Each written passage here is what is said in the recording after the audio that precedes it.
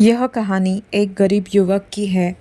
वह गरीब युवक कमाने के लिए गांव से शहर आया। कुछ समय बाद उसको अच्छी नौकरी मिल गई। इसी दौरान उसके कई भी दोस्त बन गए। इनमें से एक दोस्त का घर रास्ते में ही पड़ता था। दोनों ऑफिस साथ साथ जाया करते थे। वक्त बीतता गया, काम चलता रहा। अब उसे नौकरी में भी तरक्की मिल गई थी। तनख्वाह भी अच्छी खासी हो गई थी। वह बहुत खुश था। आज उसका जन्मदिन है। वह आज बहुत प्रसन्न है। ऑफिस में लोगों ने जन्मदिन की बधाइयाँ दी। शाम को ऑफिस से छूटते ही अपने दोस्तों को साथ ले शहर के एक बड़े होटल में ज़बरदस्त पार्टी की। पार्टी समाप्त होते ही सारे दोस्त अपने अपने घर चले गए। वह गरीब युवक यहाँ आकर इतना घुल मिल गया कि उसे अपने माँ बाप, भाई बहन का ज़रा भी ख्याल नहीं आया। गांव में माँ बाप ने अपने बेटे के लिए मंदिर जाकर पूजा की, ईश्वर से अपने बेटे की लंबी उम्र की कामना की।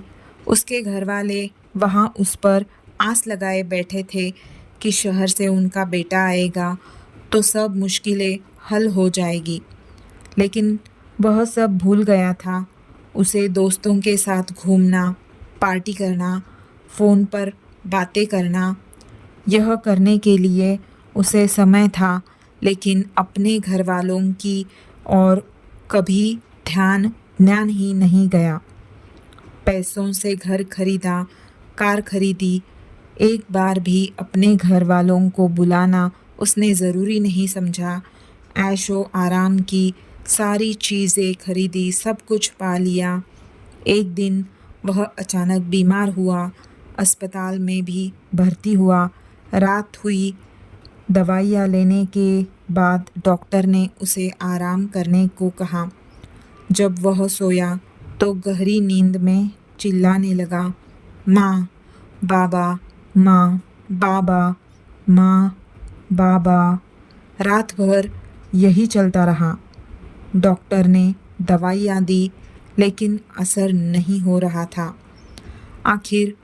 आखिर में सुबह डॉक्टर ने उसके घर संदेश भिजवाया कि उनका बेटा बीमार है और यहाँ हॉस्पिटल में भर्ती है। माँ बाप को जैसे ही पता चला, वे भागे चले आए।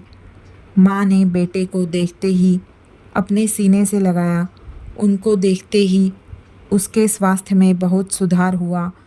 डॉक्टर ने उसे उसी दिन अस्पताल से घर भेज दिया। मानो माँ बाप उसके लिए दवाइयाँ बनकर आए थे।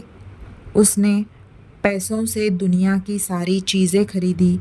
पैसों से दोस्त, डॉक्टर, नर्स, दवाइयाँ, सब कुछ उसने पा लिया। सब कुछ मिला, लेकिन माँ बाप नहीं।